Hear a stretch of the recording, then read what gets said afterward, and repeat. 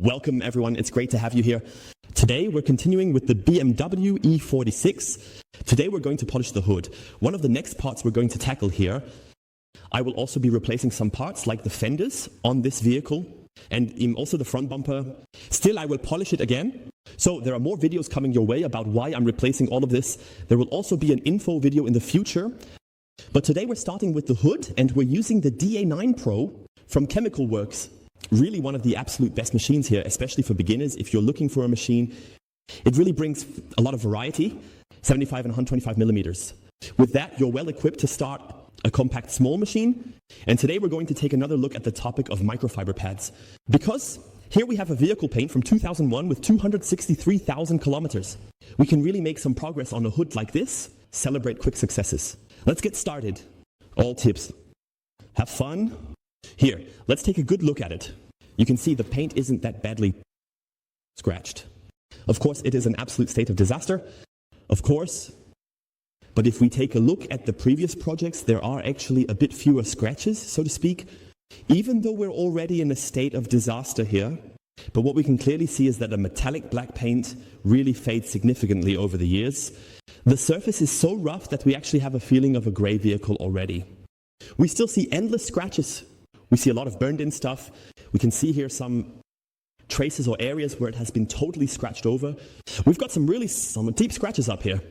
Here, for example, we have a really big arch. So that's definitely clear. It's in a state of disaster.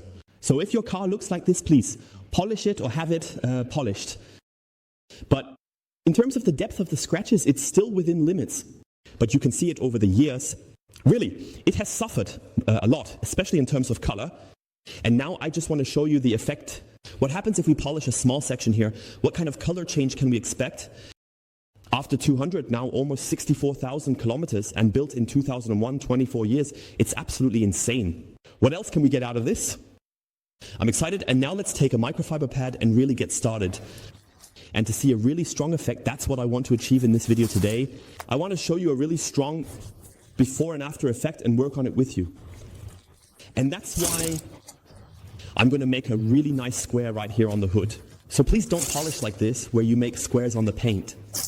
Makes perfect sense. But I just want to show you the effect, what can be achieved. It's more of an experience video here.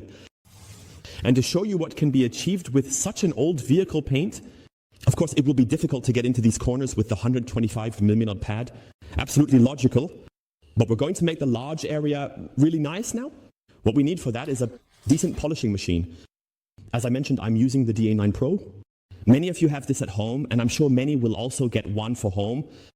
What not many have at home is this kind of polishing pad, specifically microfiber in 125 millimeter, completely fresh. With that, and we've already seen it on the BMW E36, you can create a lot of cut in just one polishing step. A lot. Just to reduce it, take off a lot of dead paint, and at the same time you get very far into the finish, pure. And for me, that's kind of the definition of a one-step pad. So when I work in a one-step process, I actually use fewer foam pads, although they do exist. But here, when I want to work in a one-step process, especially with such old paints, microfiber is really a great option. But you have to pay attention to a few things, like being careful about strong heat buildup, because the pad generates a lot of heat, so you need to watch the speed. Don't go too slow over this with too much RPM, but rather start off gently with lower RPM, maybe level 4. And also in terms of speed, in terms of movement, drive a bit faster. You'll notice whether the paint is getting very warm or not. You just have to try this out at home. And you also need to clean it regularly, best with a brush to brush it out or blow it out with compressed air so that the fibers don't completely flatten out, because then the performance of the pad drops very quickly. And now we need a suitable polish. It should be clear that we're not using a finish polish here. We're going to go straight in with a slightly stronger variant now. If you're polishing for the first time or want to ease into it, you can also start with a finish polish to see what works. But I want to have a real all-in-one moment right now, as much cut as possible and also shine. I want to get it done in one step. And for me, there's really only one polish that comes into question, and this is the Sonax EX-0505. We have a cut level of 5 out of 6 points, so really almost the maximum. And we also have a gloss level of 5 out of 6. Most of the time, that's enough. The eye can hardly distinguish between 5 and 6 out of 6. But that also depends on the paint. It's different, so just test it out. Whether we can improve the look afterwards, let's just test it out together now. I'm putting a bit of polish on it. You can make dots here, but I'll spread it out right away. It will be hardly noticeable here on this white. I'm working it in right away without pressing further into the fibers. 1.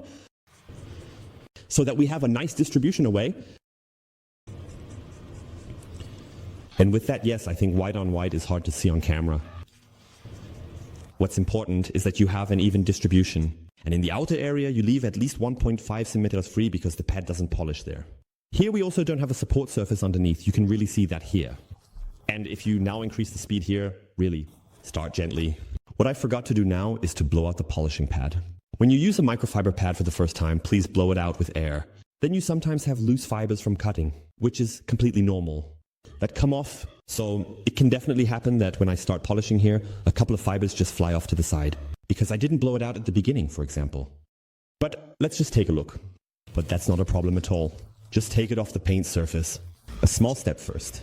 Quickly distribute. So, and then we get started right away with the distribution. Very important. I would recommend level 2. This allows you to feel it a bit better over the surface.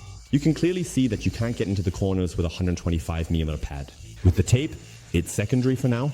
But you also have a paint surface where you have something like a tip or a narrower piece. And there you just need to use a narrower pad. What I also noticed right away while watching the video, I noticed that the machine moves back and forth very slightly while polishing. I say it wobbles a bit, simply because the polishing pad has a very, very high coefficient of friction. You can really feel the forces being transferred, and that's a clear difference. Here, for example, for me with a foam pad, so don't be surprised if the machine just pulls a bit. I'm saying it pulls more strongly in your hand because the pad has a very high coefficient of friction. In combination with polish, so you can really feel that it transfers a lot of power. And you can adjust that very nicely about the pressure. So not how we press down, but really primarily let the machine, speed, and pad work together. Here, level 4 is more than enough for now. And with that, you have a good cut for now, and you can now do your 1 to 2 cross passes. And check the result. I've left the original speed up to this point. So you can see that I'm not moving the machine too slowly, but rather a bit faster than with a foam pad. The rest is now in fast motion for you.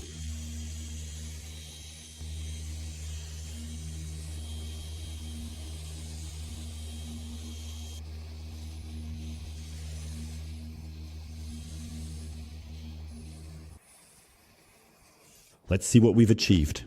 After 2 cross passes. And now let's go over it with the 250 GSM cloth here. Let's polish this out and take a look. To what extent this is already working here. Yes, and that's just how it is. A call came in between, but that went pretty quickly. So, always, what's going on? Always something to do. So, now we've polished it nicely. It also doesn't have any fillers, so I can also gladly do this again. To degrease a sprayer for the complete picture. Put it on. Otherwise, someone might tell you, yeah, it might have fillers or something like that. It covers up the scratches. So I'm telling you, no, it doesn't cover any scratches. You have the picture that you get after you've polished it, but just for you, just for completeness. Repeat with Car to Klinet. Let's take a look at the picture. And what do we have now? A very light haze on it. Do you see this milky film that gathers around the light here? And that's because we only ran it for a very short time. Are we also just on level 4 with the E0505 and only doing 2 cross passes? That's just too short to get the maximum shine out of it. I'm going to go over it again with the same combination, and then we'll see that we also get a nice finish. But first I want to show you a difference. Take a look at this. Besides the haze, there's this gray veil that's on it now. Take a look at the picture. Look how beautifully scratch-free it has become compared to over here. We still have a few deeper spots in some places, but we really only did a very short round. And that's already a huge difference, but we're still missing a bit of the final sheen. And we want to bring that out again with the same combination. I can also go over it again with the ceiling light because that's really super effective. Here in my garage. You can see nicely now, look, there are these polishing marks. And that's why we just need to choose a level stronger now and continue the polishing process. So that we can get the polishing grain all the way into the finish. I think it's nice to see also a nice example of holograms, haze, and gray veil. Good to see. And I put a little drop of polish on the pad here. But normally this would be a step for you. So you would now complete a total of 4 cross passes. And then you would have the result that I'll show you right after this. But I just split it again, peek to you, so you can see the difference, how the polish works, that after 2 cross passes, you still don't have the full shine with the pad. But it needs to be worked in a bit first. And that's why I split it for you. But you see here, you would now just have to look again closely. Repeat those 2 cross passes. Nice and evenly go all the way to the edges. Also, go really sharp along the edges so you cover as much area as possible. And then you really have a very nice even finish in the end. So, it can be done very well. Now you can also notice that the polish has worked better into the pad. And the pad is now at operating temperature. And the machine has also become super quiet. Let's polish it out again. It is always magic. It worked great. Very, very nice. So everything is nicely polished again. As I said, we're not focusing on the edges or the transitions right now because I can't get into the corners with the large pad, but it's really about this nice effect, this square. You can really see it very well here. Here it's filmed from above again. And also here, just to be clear and honest about the edges, it's hard to get in there. Look here, just in these corners, it's not doable. But for you, stop here to illustration. I can also shine the light here again. You have a very, very nice one. Clear surface. And we have here a model year 2001. If you still see 1 or 2 deep scratches, just go over them again. But from the paintwork, a super dream. And especially here at the edges, the tape needs to come off here. You can see nicely in the corners, obviously. But here, a really, really great result. Very nice. The whole one-step process, so to speak. Wonderful. And now for you, in time-lapse, the finishing process. This whole thing here with the black foam pad from CHEMICALWORKZ and the X0406. And now let's take a look right after the time-lapse here. It goes super fast, how the finish has turned out, or if it's the same. I think you can see it. Recognize. Now we should have a transition there. We only have 1 really deep scratch left. We can treat that one again. But I think you can clearly see it is visually. After this finishing process, now on the right side, we have this square here, up to here. And we would have the transition somewhere in the middle. And none can be seen. And that's what I mean when you do the 5.5. Really nice. I'll put it this way, a long and strong run, then you just get such a good finish that I personally can't distinguish it anymore with the naked eye or even with the light here. From the 0.4, 0.6 finish.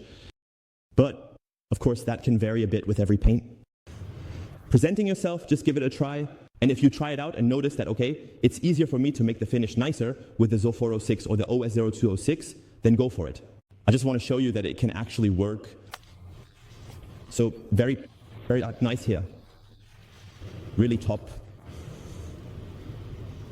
Perfect. So I don't see any difference. That's why we would be here now done with this one-step combination using microfiber and the Euro 505. And here again, the clear difference. With these spotlights, you can really see the details wonderfully. Of course, I still recommend getting a small detailing flashlight, especially if you don't have such nice lighting. This arch lighting is nice for a basic illumination, great for dense, everything's top, but for analyzing the paint, these tunnel-like light structures, no matter how they're set up, are actually not useful at all. You also need spotlights here, nice. That's why I'm leaving the light like this, even if it puts me a bit completely in the shadows. But you saw, well, we were able to achieve a very good result with this machine. With the microfiber pad, the Euro 505, the difference to the finish polish plus finish pad was also not visible. Not with the eyes, not with the lamp. And that's why here, if you run it nice and long, you can really get deep into the finish. So you actually don't need to do a second step at all. But you can still do it. Give it a try. It might not work that well for every car, so make sure to test it out. He just goes over it briefly with the finish polish. It really goes quickly, so you don't need time for it. Invest. And we'll see you next time. Thank you very much for watching. If you have a question about polishing, just drop it in the comments. Otherwise, the equipment is linked below, and you can reach out anytime with questions. Just message me on WhatsApp, and I'd like to put something together for you, and we will also get your paint looking really nice again. Have fun with the next video, Bastian.